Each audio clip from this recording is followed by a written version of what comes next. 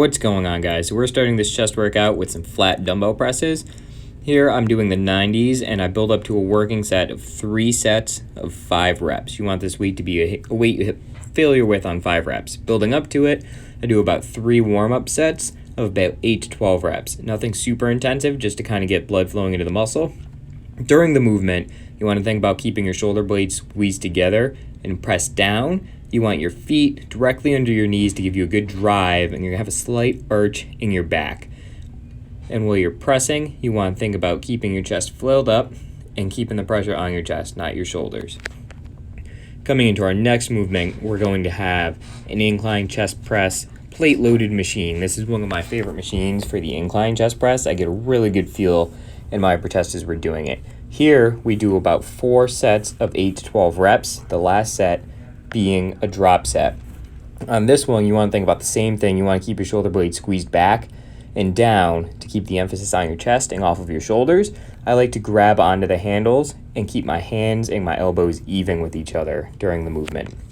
Coming in next, we have a superset. So we have this seated chest fly machine where we're doing some seated chest flies, targeting the middle of our chest as we're coming straight on with our chest there. Here I like to, again, keep your shoulder blades pinched together, press down, and really squeeze the chest as you're coming in. And you want to come back nice and slow. On this, we're doing 4 sets. You want to hit about 12 to 15 reps on the fly, and then you're going to see me come into a press. So we're doing the press just to get a little bit of extra reps, a little bit of extra stress on the chest. With the press, we're doing about 6 to 8 reps, whatever you're going to hit failure with. On both of these movements is a really good way to kind of hit some volume on your chest after hitting some heavy exercises. So here your chest is going to be a little bit fatigued, and this is going to get some blood flowing in there, and it's going to really tear up those muscle fibers.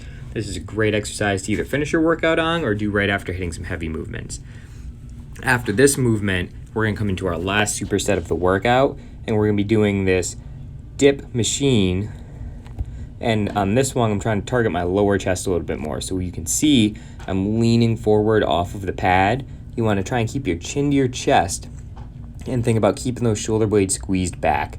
I'm holding onto the handles with my palms, and I'm trying to keep from squeezing the handle. I'm really just focusing on pushing down through the palm. Here, if you're doing it right, you're going to feel really good activation in your lower chest, and you shouldn't feel much in your triceps or your delts. We're supersetting this with some low to high cable flies. So the chest press is made to really put some weight on the lower chest, and this is kind of pumping some blood in there. So you can see on the fly, you want to keep your shoulder blades back and down. Again, that's a common theme throughout your chest movements. And you want to think about keeping your elbows nice and tight to you. You don't want to let them flare out too far, and keeping your chest up. You don't want to let your chest drop or let your shoulders roll forward during this movement. Here you're squeezing up to chest height and coming back down.